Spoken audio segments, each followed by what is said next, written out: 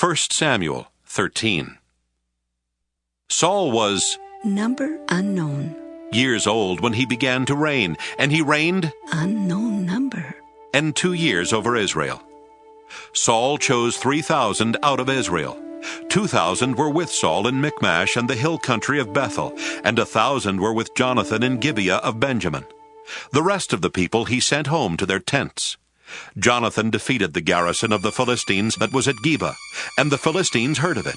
And Saul blew the trumpet throughout all the land, saying, "Let the Hebrews hear!" When all Israel heard that Saul had defeated the garrison of the Philistines, and also that Israel had become odious to the Philistines, the people were called out to join Saul at Gilgal.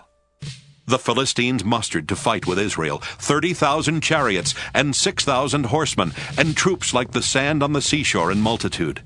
They came up and encamped at Michmash, to the east of Bethaven. When the Israelites saw that they were in distress, for the troops were hard-pressed, the people hid themselves in caves, and in holes, and in rocks, and in tombs, and in cisterns.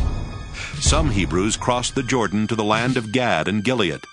Saul was still at Gilgal, and all the people followed him trembling. He waited 7 days, the time appointed by Samuel. But Samuel did not come to Gilgal, and the people began to slip away from Saul. So Saul said, "Bring the burnt offering here to me, and the offerings of well-being." And he offered the burnt offering. As soon as he had finished offering the burnt offering, Samuel arrived. And Saul went out to meet him and salute him. Samuel said, "What have you done?" Saul replied, "When I saw that the people were slipping away from me, and that you did not come within the days appointed, and that the Philistines were mustering at Michmash, I said, 'Now the Philistines will come down upon me at Gilgal, and I have not entreated the favor of the Lord.' So I forced myself and offered the burnt offering."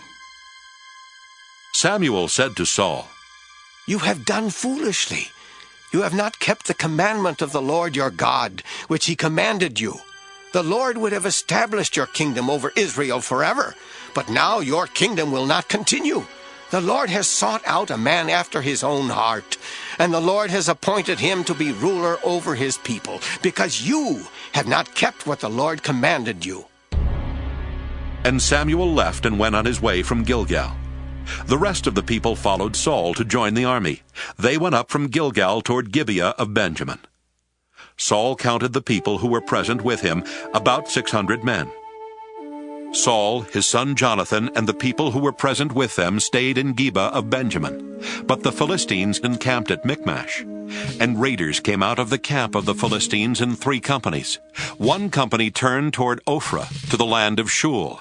Another company turned toward Beth-horon, and another company turned toward the mountain that looks down upon the valley of Zeboim toward the wilderness. Now there was no smith to be found throughout all the land of Israel, for the Philistines said, "The Hebrews must not make swords or spears for themselves." So all the Israelites went down to the Philistines to sharpen their plowshare, mattocks, axes, or sickles. The charge was 2/3 of a shekel for the plowshares and for the mattocks, and 1/3 of a shekel for sharpening the axes and for setting the goads. So on the day of the battle, neither sword nor spear was to be found in the possession of any of the people with Saul and Jonathan. But Saul and his son Jonathan had them. Now a garrison of the Philistines had gone out to the pass of Michmash.